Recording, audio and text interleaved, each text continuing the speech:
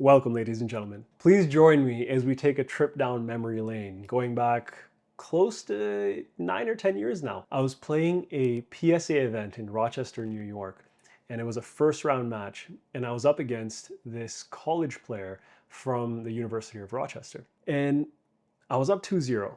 At that point, my brain just shut off. I became complacent. I thought that I had the match in the bag. And I started looking around at this college player's coach and people in the crowd, including the people that were so kind enough to billet me and let me stay at their home for this tournament. And I completely deviated from any focus and structure in the match because I was winning comprehensively. So I didn't think that there was anything this guy could do. And that was the first mistake I made mentally.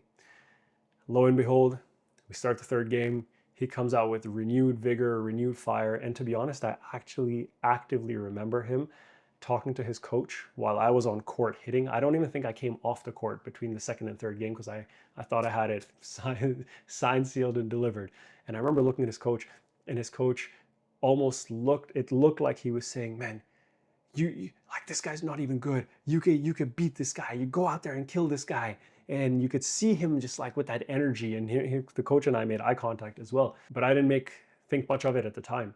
And then when we got into that third game, this young man was just flying all over the court. He was very fit. He was fast. He picked up everything. He picked up all of my attacks. My attacks also lost some of their sting because I became mentally complacent. And then what should have been a really comfortable 3-0 win became a battle in that third. My opponent won that third. I, at that time, did not have the necessary tools to refocus, to ground myself, to repeat my process to myself, and to spark myself up and give myself that fire, that motivation that I needed in that moment to fight back at that point. And the young man came back in the fourth game. It was again quite close. I don't remember the exact score, but it was quite close. But in the fifth, all of my fight, my resolve, everything was gone. And he beat me fairly comprehensively, like 11-5 or something. And I remember in that fifth, I had the feeling of just wanting to get off the court. I didn't even want to be there. I didn't want to play. I felt ashamed. I felt embarrassed. I felt like, to a certain extent, I almost felt like useless and pathetic. I felt weak because I didn't know what had happened. And the worst thing was I didn't know why it happened, and I didn't know how to stop that bleeding. And I remember that match, everything finished at about, I'd say, 9 p.m. at night. And I was supposed to spend the night with the billet.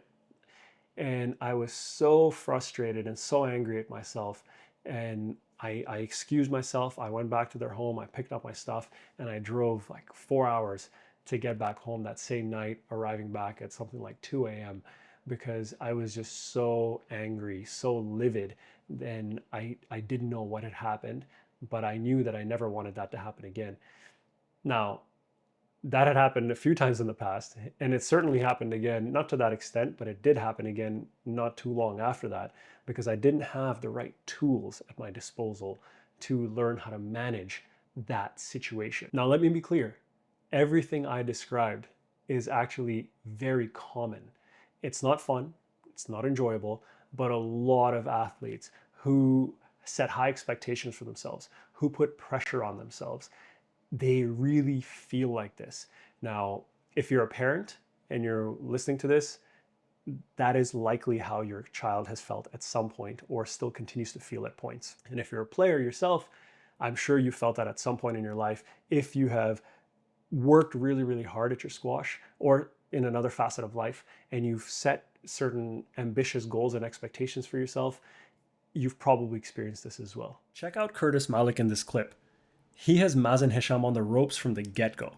I count 1 cross-court nick, 3 holes, including 1 savage one, 1 kill shot, and 3 drop shots, with the third one eventually being a winner.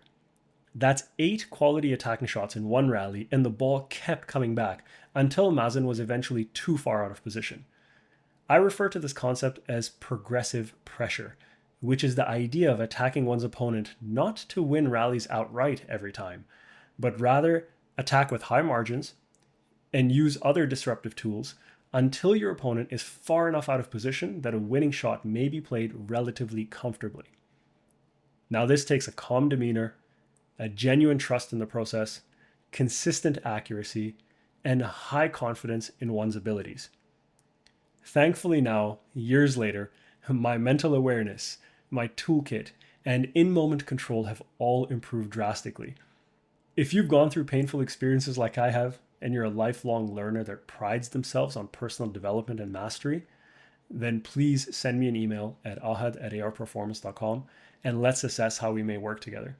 I help students around the world perform better under pressure, develop clear game plans based on their brand and style of squash, assess root cause gaps in their game, and so much more. Until we connect, please keep learning, keep iterating, and enjoy the process. Take care.